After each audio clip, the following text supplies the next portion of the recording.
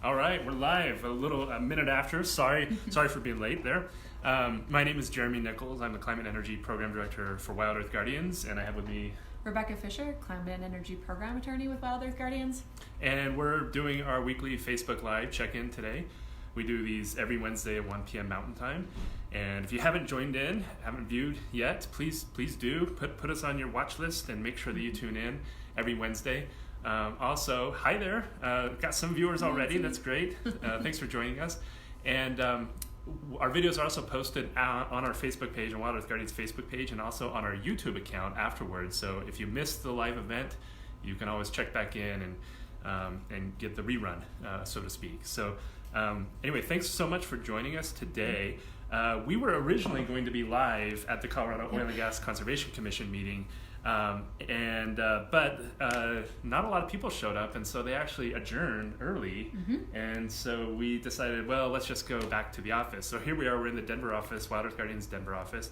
But we do want to talk about what happened at the Oil and Gas Conservation Commission meeting today. So as many folks know, Colorado is in the midst of deeply reforming the way it regulates the oil and gas industry. And this is all spurred in response to Senate Bill 181, which passed earlier this year. And it basically directed that oil and gas be regulated in such a way as to put public health and the environment first. And so they are in the throes of trying to figure out what to do to change the regulations and ensure public health and the environment comes first. And in the meantime, these meetings, people are showing up and speaking their mind and demanding accountability now to public health and the environment. A common refrain, or a refrain that's coming up time and time again, is people are demanding that the Oil and Gas Commission and the state of Colorado, the Colorado governor, Jared Polis, impose a moratorium on new fracking. Pause the permits. Pause the permits, exactly. Take a time out on new fracking while the rules are updated to ensure public health and the environment comes first. And lately, the need to protect public health and the environment, I mean, it's really been put into the spotlight because of a health study that was released a couple weeks ago. And it basically showed that there are serious health risks if you are within proximity of oil and gas well sites, up to 2,000 feet, they said, but it even goes beyond that. But the study doesn't actually look at health impacts beyond 2,000 feet, so that's not saying that there's not health impacts beyond that. So that's just what it looked at. Okay, yeah, that's right. Yep. So, and this health study was a big topic at the Oil and Gas Commission meeting today. Now, I wasn't there to see that part of the meeting, but Becca was. So Becca, give us a rundown. How did it go? Yeah, so it was really interesting. It was a part of pretty much everyone's comments, and industry's obviously saying to CDPHE, the study, it's not good enough. It doesn't analyze real impacts. You need to be monitoring each and every well, which is actually really ironic because that's something we've been pushing for, continuous monitoring on each and every oil and gas well. And here industry is saying the study is lacking because they will not allow this monitoring. And so it's crazy what's happening. And then we have on the other side a lot of the public interest, environmental groups saying that CDPHE needs to look at long-term impacts and go beyond the study. And also, as I mentioned before, the study doesn't actually look at impacts beyond 2,000 feet and also does not look at impacts from multi-well sites. So this is just one single well. They say within 2,000 feet there's short-term health impacts from benzene, which is a carcinogenic compound, and so it's really serious. I encourage you to read it. It's on CDPHE's website. It's a long study, but it's a long study, but it's definitely worth the read if you can wrap your head around it. And it is, just to be clear, it's the latest study to confirm that there are health risks associated with fracking. This is not revolutionary. It's not groundbreaking. It's groundbreaking in the sense of the amount of data that they analyzed and the fact that they looked at the acute impacts, so more short-term impacts rather than like the long-term chronic impacts, for example, like risk of cancer. So that's great, and it's really helping to complete our understanding of how dangerous fracking is and how dangerous oil and gas production is. And of course, industry's go-to response is to try to find gaps and to poke holes in these studies rather than accept responsibility and say we need to do better. They just resort to attacks, and it's really unfortunate. And it's interesting too because it's like they want it both ways 100% of the time. Like whenever there is data, they say that we need to do modeling, and then when they do modeling, they say we need actual data. And you're right. The irony of it all is that by them saying we need actual data, they're kind of giving us license to say, okay, put your money where your mouth is, because you've been opposed to continuous monitoring at well sites in the past. So now we expect you to support it, get fully behind that. We expect that for each and every well. And so a lot of the comment today at the Oil and Gas Commission meeting, there weren't a lot of people who showed up, and probably because of the weather. Yep. So we had quite the snowstorm over the last couple of days here in the Denver metro area, and frigid too, got down into the single digits. That's crazy for October.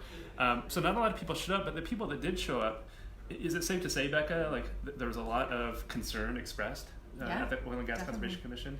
Yeah, there was a woman, Diana Bray, who talked about living next to these wells and a child who had been impacted, and how they've been reporting complaints to COGCC every time they've been, feeling impacts like nosebleeds, headaches, respiratory impacts, and then also just having petroleum smells in their house, and it's impacting their lives each and every day. They get these complaints to COGCC, and COGCC does nothing. They say, everything's fine. And so this study is a really great step in giving us the tools to really pressure the state into doing what's right and protecting our health and the environment. It's crazy. And Becca and I have both experienced firsthand just the feeling of being exposed to these vapors at these drilling sites. And it was just a short period of time. We were actually out in the field with some friends, our friends with Earthworks, the organization Earthworks. Check them out, earthworks.org.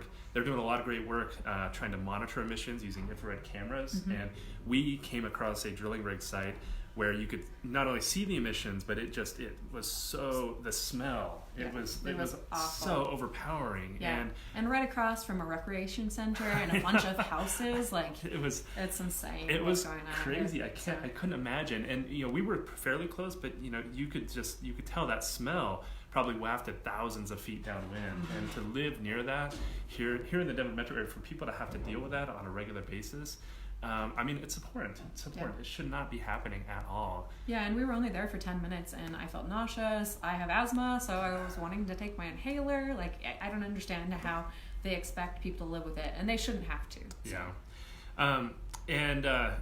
A lot of folks, including Wild Earth Guardians, were calling for the Oil and Gas Conservation Commission to prohibit new permits within 2,000 feet of homes. It's an ask we're getting out there, in addition to demanding that the administration take a timeout on new fracking while we develop new rules. But at a minimum, I think that the least they could do is say, okay, within this 2,000 feet area, no. Going forward, no, we're not going to allow it. Yep. Instead, we've been seeing permitting levels for new applications to drill similar to the levels permitted by the Hickenlooper administration. And so this is crazy to us because we've got the Senate Bill 181, which has a new direction mandated for the state, and unfortunately it hasn't been followed on the ground at all yet. So we'll see what happens with the rulemakings, but in the meantime, it's business as usual. It's really frustrating, and folks push back and say, "Hey, wait a minute, we're going to get new rules in place soon, and they will protect people. Don't worry, just be patient." And it's like, well, people are being impacted now. We have the information to know that restraint is warranted.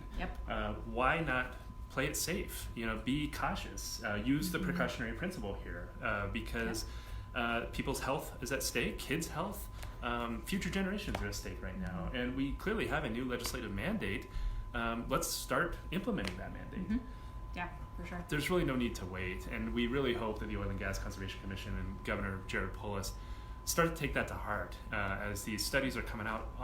Every one of these studies continues to confirm that there are negative health consequences associated with oil and gas development. So let's put the brakes on things. It just makes sense. It's good policy. Yeah. One of the issues that the Oil and Gas Commission has taken up in the interest of protecting public health, safety, and the environment is pipeline regulation. And that's front and center. It's a hot button topic right now. What is the Oil and Gas Commission doing in relation to oil and gas pipelines, Becca? Yeah, so they have a really important task in front of them. They are attempting to map and regulate flow lines and a couple other larger sets of pipelines, although they refuse to regulate a lot of gathering lines, which are kind of a larger set that connect a bunch of wells together. These are the lines that go from wells to tanks, basically. Yep. So So, and this is stemming a lot out of Senate Bill 181, obviously, and also that tragic explosion in Firestone, Colorado, caused by a cut flow line from an Anadarko well, right. Which was still in operation and was pumping natural gas towards homes in that area. And the COGCC's new rules, I mean, they, so far as proposed, they're draft right now, so we still have a chance to strengthen them, but they are pretty weak. So that in terms of mapping flow lines, they only propose requiring the industry to submit the endpoints of the pipelines, the flow lines, and not actually map in between, which really? Obviously wouldn't, that's one of their proposals right now. So we're seeing the result of industry pushback and them attending every single oil and gas meeting and really hammering the commission into submission. So there's all sorts of other provisions in the draft rules, but none of them go far enough as far as I can tell. So, and just like the mapping issue, I mean, that just, it speaks, it just underscores like, wow, the Oil and Gas Conservation Commission and the Polis administration, they're like the steps they're taking, they can't even be called baby steps. I mean, at a minimum, we should know where these pipelines are located. Yeah, I mean, that a bare minimum. Tragedy in Firestone, which is a town in north of Denver, and basically a cut flow line leaked methane into a family's home. It blew up. It killed people. It severely burned a woman, and she's now an outspoken advocate for strengthening Colorado's pipeline regulation, which, I mean, she's a hero in so many respects, and she's really she's selfless. She's putting herself out there trying to advocate for safer pipeline regulation. And the Oil and Gas Commission comes, the best they can do is endpoints for the pipelines, like not even the in-between. I mean, that's where the disasters happen. It's not at the ends where the disasters happen. It's in between, where the pipelines can be severed, they can be disrupted. In this case, in the Firestone tragedy, developers came in and built homes, and in doing so, cut all these flow lines, and nobody knew about it. In fact, a federal report just came out yesterday from the National Transportation Safety Board. And it confirmed that a lack of mapping and a lack of understanding of where these flow lines was largely responsible for this disaster happening. Yep, and the current rules as proposed would do nothing to prevent a future accident like this, as far as I can tell. So it's insane. It's crazy. Again, like, we have all the information. Like, how many houses need to blow up before we decide that we're going to put our foot down and actually hold industry accountable to disclosing the location of these pipelines and ensuring that they're held to the highest safety standards possible. That is not unreasonable when it comes to these pipelines. People's lives are literally at stake, and yet the Oil and Gas Commission, I mean, they're not even dabbling in reforming their rules. I mean, they're skirting the edges, and it's shameful. It's shameful, especially given the mandate of Senate Bill 181 right now. Yeah, exactly. And I don't know if we want to go into this next, but we're seeing, so Guardians has a federal lawsuit challenging the Pipeline Hazardous Materials Safety Administration. That's kind of a mouthful. We call them PHMSA's failure to annually examine all pipelines on federal lands. And so, do you want to talk about that? Yeah, so what's happening in Colorado with pipeline regulation? I mean, really, it's happening everywhere. Throughout the country, really, but here in the American West, it's especially problematic because there's a lot of oil and gas development on public lands, which a lot of people write off as being far away and so kind of irrelevant from a safety standpoint. But as any one of us who uses public lands, who hikes, camps out on public lands knows, there can be safety issues. And what we're finding is that the federal agency tasked with ensuring that oil and gas pipelines on public lands are inspected, they're completely asleep at the wheel. They're not doing anything to ensure these pipelines are inspected. So last year we sued them to compel them to finally start inspecting these public lands pipelines. Because by law, they're supposed to do it every year, at least annual inspections of every single oil and gas pipeline on public lands. And they're failing 100% of the time to do that. So Becky, you're basically the lead attorney on that case for Guardians. Yeah. How's it looking? And tell us a little more about it. Yeah, so it's a really interesting case, and it's actually a really clear-cut case. Very important, but very clear-cut.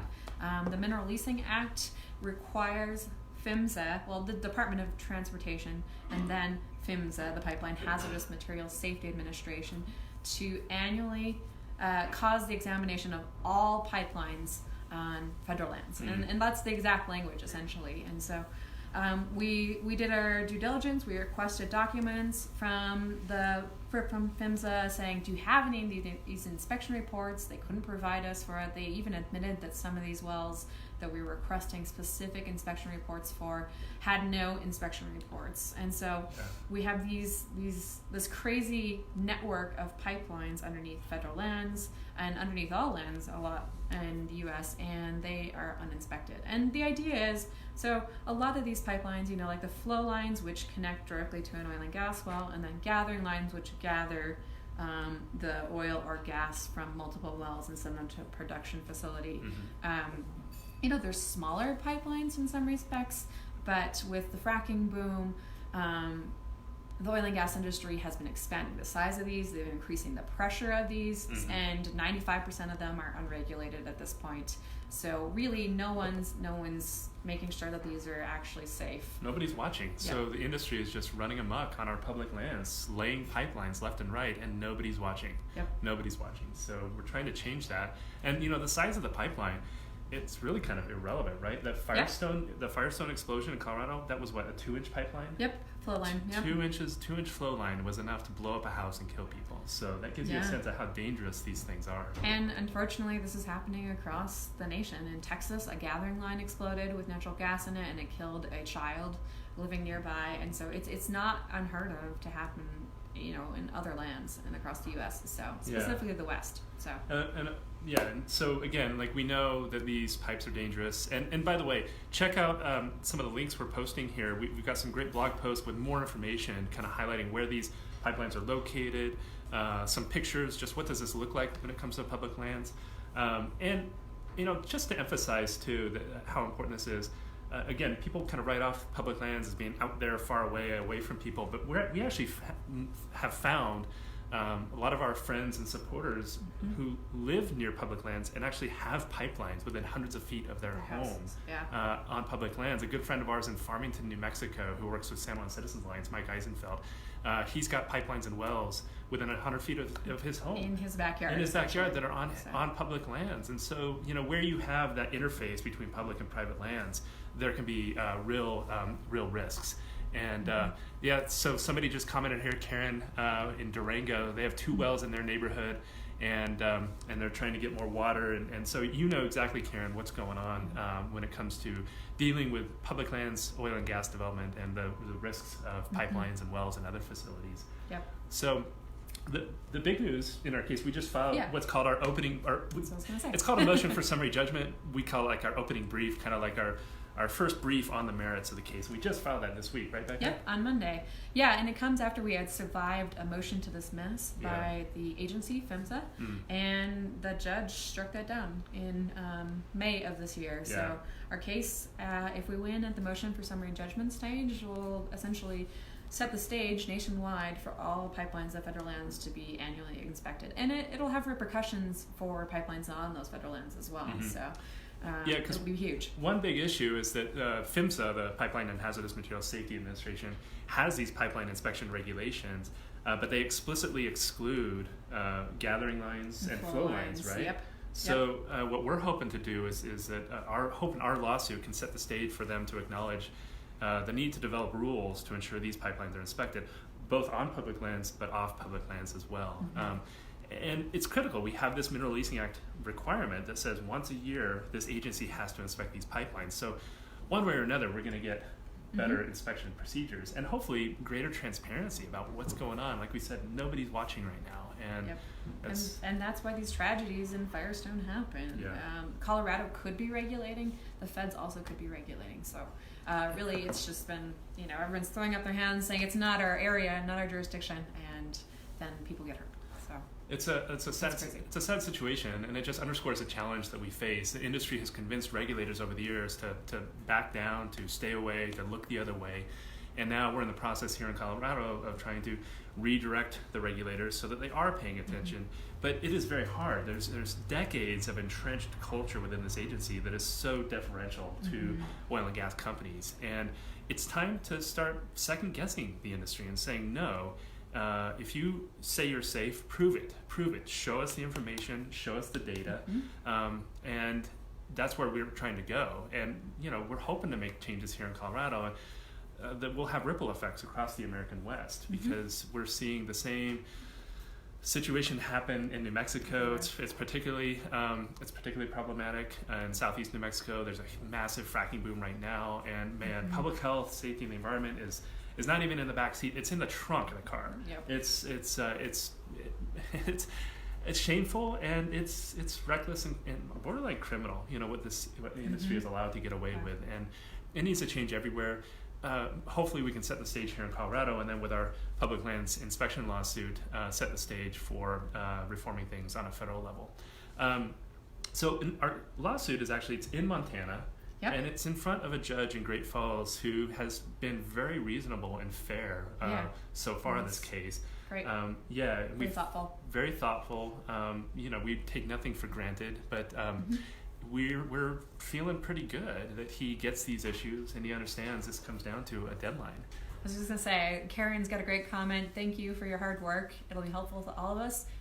Thank you for that. And also thank you for supporting Guardians and being a member and following our updates, getting on our email newsletters. Yeah. We really need you all. So we're definitely we're on the front lines trying to reform the oil and gas industry on so many different levels. And of course, we're working with a lot of partner groups. I mentioned Earthworks earlier. Here in Colorado, working with Colorado Rising and 350 Colorado.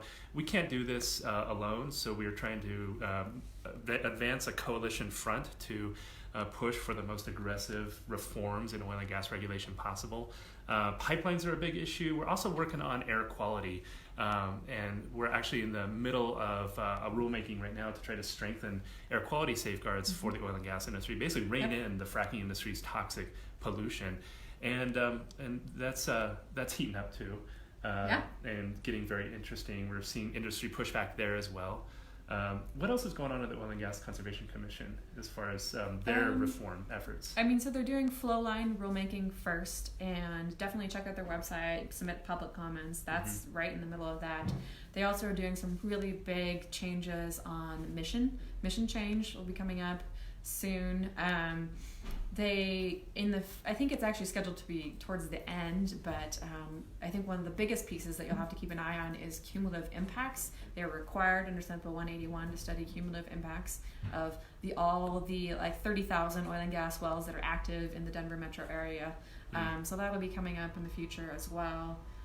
That's going to be huge. The cumulative impacts, and Senate Bill 181 for the first time said that when regulators are reviewing whether to approve new drilling permits, they have to account for the cumulative health and environmental impacts, which really is a watershed change. But there's a lot of questions about how that would actually be implemented, and so we're gearing up to weigh in on that to ensure that cumulative impacts really make the difference, that if the impacts exceed a certain threshold, that the Oil and Gas Conservation Commission says no.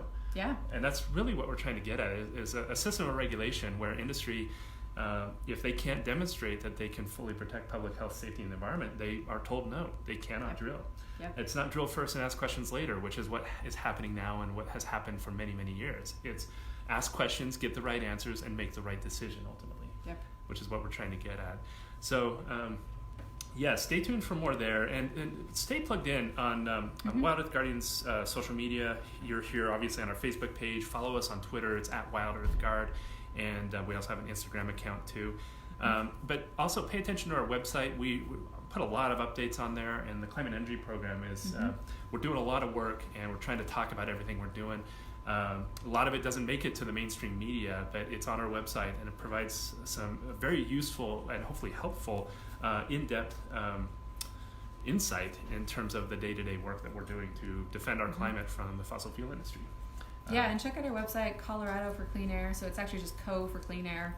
And I think you can sign up for our Colorado-specific newsletter when you get weekly or bi-weekly updates. Right? Definitely. Our Colorado for Clean Air campaign is where we're really advancing reform of the oil and gas industry here in Colorado. Check it out, coforcleanair.org, and sign up for that email list. It's a specific email list that we maintain that's all about our efforts to reform the oil and gas industry, to defend our clean air first and foremost, but also protect public health and safety more broadly. Yeah, and so it's viewed through the air quality lens, and we've been engaging with the Air Quality Control Commission, but we've also been working with our partners and allies to coordinate our work with the COGCC, because a lot of the people, they're doing like Colorado Rising, they're doing a lot of the heavy lifting in front of the COGCC, and we're taking the Air Quality Control Commission. So yeah, air quality is such a, there's water, there's land and whatnot, but air quality kind of brings it all together. And like this latest health study, it's all about air emissions, right? So if you want to protect public health, you got to get at the air emissions, and that's really where we see the biggest opportunity to leverage change within Colorado.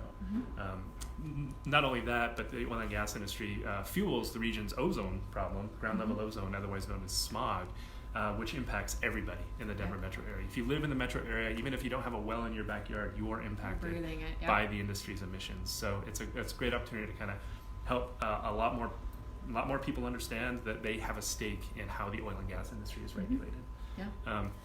And each and every one of these rulemakings, they have public hearings, they have public comment opportunities. So definitely engage there. And if you don't know what to say, reach out to us. We're happy to provide you with some talking points, summaries of some of the rules that are going out. So yeah, absolutely. Don't be intimidated by their process. They need to hear from you, because they're hearing from industry each and every day. It is so important. And I know a lot of folks think, oh, I show up all the time and nothing changes. I totally get that feeling. We feel it too a lot of times, but it's helpful to keep beating that drum and to keep driving the narrative so that the regulators continue to feel the pressure. At some point, they will get the message, and Governor Polis will get the message, but they won't get it if we back down or if we don't show up. So we need to keep showing up. It does make a difference. Keep tabs on events and opportunities to show up on our Wild Earth Guardians Facebook event page. We try to post opportunities for folks to show up, provide comment on that page. That's where you can get all your information, and if there's talking points, we try to post them on the event page. So definitely pay attention to that, and also pay attention to the climate energy program's social media. We're at Climate West on all handles, Facebook, Twitter, and Instagram. We constantly are posting updates about ways folks can engage and make a difference. We are trying to get the word out repetitively and as robustly as possible. So track us there. We're there, and reach out. Yeah, like Becca said. Email us, call us, direct message us on Facebook or Twitter. Contact information's on our website, wildearthguardians.org. Well, we are working fast and furiously, and hopefully it will all pay off. And hopefully we don't have to have more kids get sick, have more houses explode before we see some major changes here in Colorado. And hopefully the governor will get the message. Again, we shouldn't have to wait for more houses to blow up before we put our foot down and make sure we have the strongest rules possible here in Colorado, and really set a model for how other states and even this nation should be regulating the oil and gas industry. Ultimately, we want to set up rules that discourage oil and gas development, because we know from a climate standpoint, we simply can't frack our way to a safe climate. And this is our opportunity to do that here in Colorado. So, what else?